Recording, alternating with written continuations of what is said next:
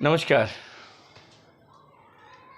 अक्सर लोग मुझे पूछते हैं कि आरओ की सर्विसिंग कब करानी चाहिए और उसका सही समय क्या होता है। आज मैं आपको इसकी थोड़ी सी जानकारी दूंगा कि वास्तविक में आरओ की सर्विस की ज़रूरत कब होती है और इसका मापदंड आप कैसे कर सकते हैं। बहुत सरल है। डिपेंड करता है कि आपके घर में कितना लीटर पानी डेली यूज़ होता है।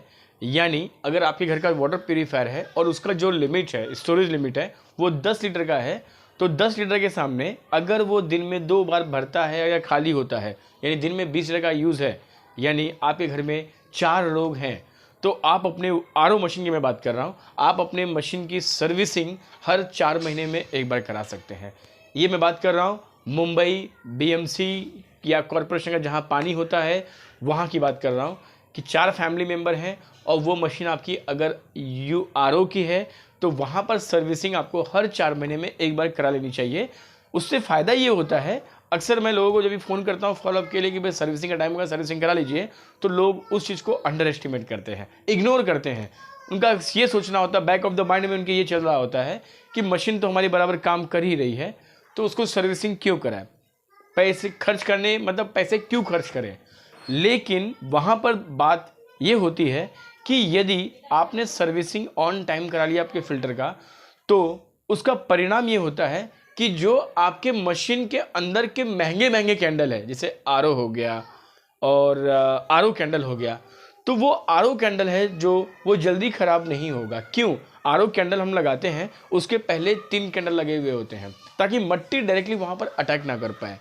लेकिन हम जब उस सर्विस की डेट को इग्नोर करते हैं तो वहाँ पर प्रॉब्लम ये होता है कि मिट्टी का अटैक जो है वो आरओ तक चले जाता है और आरओ एलिमेंट को वो ब्लॉक कर देता है, ख़राब कर देता है, जिसकी वजह से पानी की क्वालिटी वैसी नहीं आती जैसे कि आपको चाहिए। जिस उद्देश्य से आपने फ़िल्टर लगाया है कि आपको फ़िल्टर का अच्छा पानी चाहिए, लेकिन अच्छा पानी आपको मिल नहीं पाता, उसकी क्वालिटी में बहुत बदलाव आ जाते हैं, वो क्वालिटी बहुत लोअर क्वालिटी की हो जाती है, जिस कारण से आपके गले में खराश पकड़ना शुरू कर देता है। सबसे पहले गले में खराश होता है, उससे भी अगर आप इंडिकेट नहीं होते तो पानी का स्वाद बदल जाता है, उससे भी इंडिकेट नहीं होते तो लूज मोशन वगैरह चालू हो जाता है, फिर फीवर, टाइफाइड, मलेरिया, ये दुनिया भर की बीमारी चालू हो जाती है उसके बाद।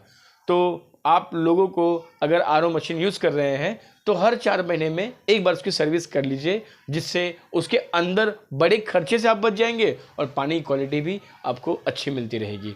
अब दूसरा मशीन आता है जिसे कहते हैं यूवी मशीन। आरओ मशीन की जब भी आप सर्विसिंग कराते हैं तो उस टाइम पे एक बात का आपको विशेष ध्यान रखना है कि आपका जो पानी जिसमें स्टोर होता है, अगर वो सामने दिख रहा है, जैसे कि पानी स्टोरेज सामने दिख रहा है, मशीन नहीं दिख रहा है, पानी दिख रहा है, तो उसको भले ठीक है, वो तो गंदगी अगर होगी तो आप उसको क्लीन करवा ही लेंगे, लेकिन जिसमें पानी दिखता नहीं है उसको टंकी को खोल के स्पेशल साफ़ करवा लीजिए, क्योंकि अक्सर मैंने देखा है कि उसके अंदर गंदगी पाई ही जाती है। बहुत बार तो उसके अंदर चींटी या कॉकरोच मरे हुए मिलते हैं। तो ऐसे सर्विसिंग के टाइम पे अगर आप टेक्नीशियन को बोलते हैं कि इस टैंक को क्लीन कर दो तो वो बेझिझक कर देगा। अगर नहीं करता है तो भी आपको उसको बोलना है कि इसको साफ़ करो, क्योंकि सर्विसिंग चार्ज आप जो दे रहे हैं उसमें वो इंक्लूड होता है, तो उसके लिए आपको एक्स्ट्रा पैसे देने की ज़रूरत नहीं है। दूसरा, इसकी जगह पे एक दूसरा और मशीन आता है, ये होता है यूवी मशीन। यूवी बेस्ड जो मशीन होती है उसके अंदर आपको सर्विसिंग करना है हर 6 महीने में एक बार। वैसे रिकमेंडेबल ये है कि अगर 4 फैमिली है और तो 4 फैमिली है तो 6 महीने में बाद सर्विस कर लेंगे तो ठीक है। अगर उससे बड़ा परिवार है आपका, जहाँ 6 है, 7 है, 8 है, तो आपको वहाँ पर यूवी की भी सर्विसिंग हर 4 महीने में कर लेनी चाहिए। क्यों करनी चाहिए?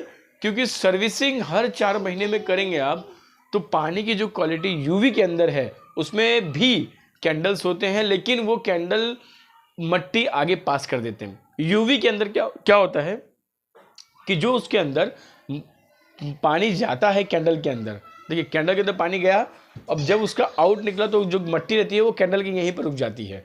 एग्जाम्पल पकड़िए, ये कैंडल है, अब पानी यहाँ से जा रहा है तो यहीं पर उसकी मिट्टी रुक जाएगी।